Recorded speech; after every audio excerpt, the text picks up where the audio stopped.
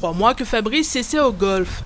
Bien que débutant, ce passionné estime que les conditions pour une bonne pratique ne sont pas réunies. C'est vraiment un site d'entraînement, donc on a besoin de taper et de ne pas se soucier forcément à récupérer ses balles.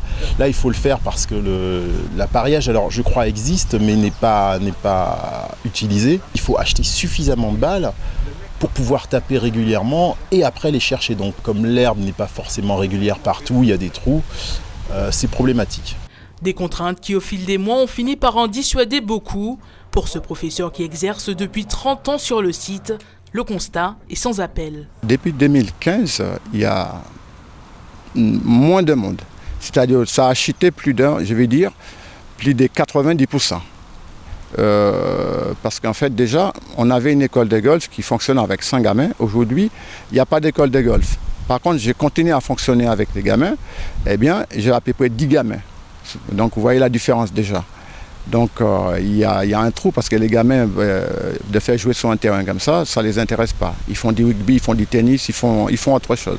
Pour constater l'état du site, nous embarquons avec un habitué du parcours, le président de la Ligue de golf. Le problème, c'est que si on envoie la balle dans cette zone marron, eh ben, on ne peut plus jouer. On dirait du bitume, alors que théoriquement ça doit être vert et coupé tout à fait ras.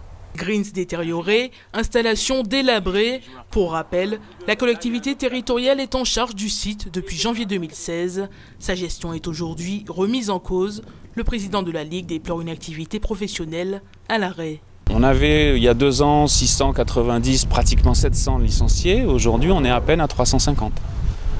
En 15 mois, on a perdu plus de la moitié des effectifs. On avait une école de golf de 80 personnes, 100 personnes. On a une école de golf avec 0 personne. Il y a des responsabilités qui sont partagées.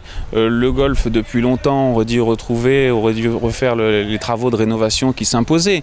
Mais il se trouve que depuis 2 ans que la CTM en a en charge, en a la responsabilité, les choses n'avancent plus.